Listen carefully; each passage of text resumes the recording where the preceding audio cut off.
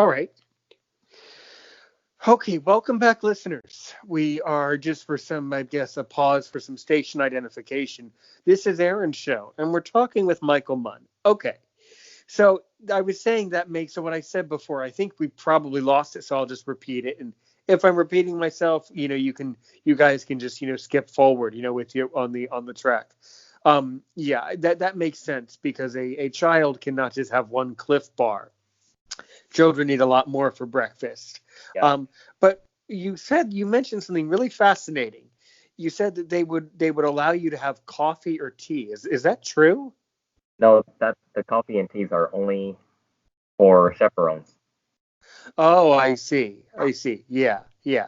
So, but then, right. So your sister was allowed to drink coffee or tea, right? Yes, yes, Yeah. Yeah, it's a weird thing.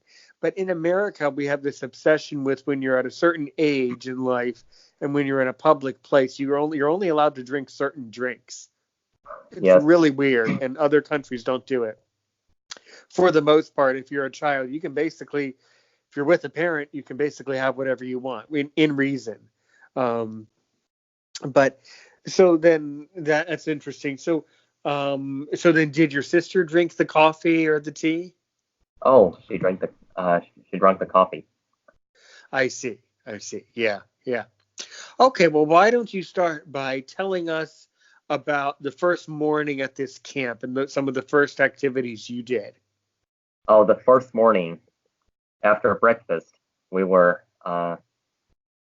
we went to the auditorium for the morning assembly, and at that point, I, you know, I never knew that blind people can actually drive the car that's under development until when I saw the morning assembly, that the achievement that or the commitment that the federation had done in the past, and my sister described that a blind person was standing in front of a car, an actual car, and I met Melissa Riccobono at that point. Good. Good. Yeah. Great. So, um, yeah, the Riccobonos are wonderful. So what what did you think of Melissa? Melissa Riccobono was very nice. She was a guide dog handler, not at this point.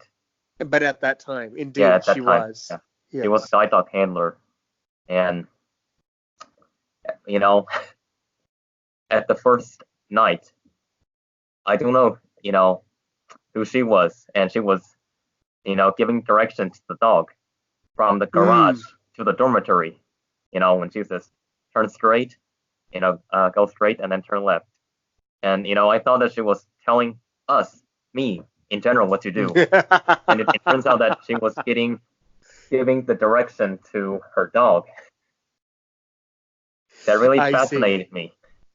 Yeah, that would have been weird. Yeah, what's your opinion about guide dogs? At that point, I was 14 years old. I'm determined to have a guide dog, and we, you know, looked up guide dog schools throughout the state, and they don't take me until I turn 16 years old. And finally, we found a school in Canada called Mira, which that school takes students from 11 to 17. Ooh. Yeah, their dog, they breed Newfoundland and Labrador cross, and that school was in Montreal, Quebec. Right. Yeah. Here, Michael, hold on one second.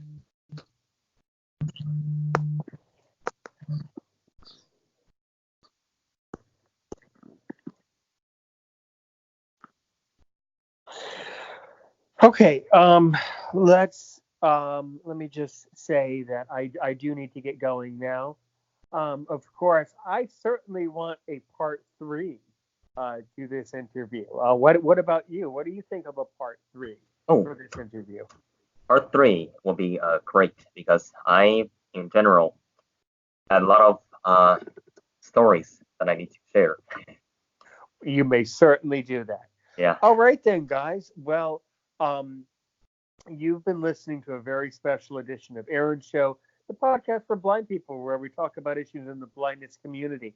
Michael, you did a great job today on your Oh, second interview, and we're really looking forward for you to come back to come back next weekend if you would like, or of course anytime that you're free. all right. Um, Good. so Sounds so so into the listeners of Aaron's show on this podcast, I really want some feedback. I want you to kind of, get your courage up and ask us some questions. I want you to ask Michael some questions, and you can comment below if you see this post anywhere, um, or you can, just leave me an audio clip. But I really want, when we go back next week for part 3, I really want to include some of your questions from the audience in this in our interview next week. That'll make it really exciting. Okay? So to all of you listeners out there from all over the world, we have listeners from the United Kingdom, the United States, Canada, and Brazil, and all over the world. Have a good day today and a great day tomorrow.